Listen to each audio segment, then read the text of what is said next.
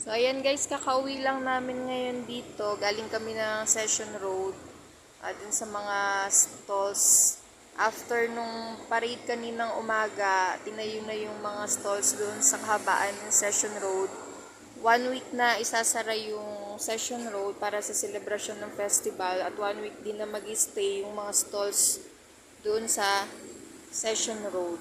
So, marami kang pwedeng bilhin din sa Session Road, guys. Maraming pagkain, gamit, mga souvenirs, sapatos, at kung ano-ano pa.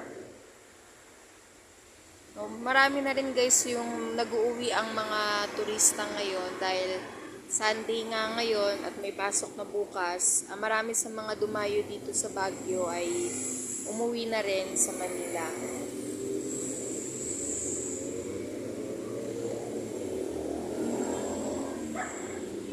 So guys, hanggang dito na lang yung vlog naming mag-asawa. Sana lagi niyo po kaming suportahan.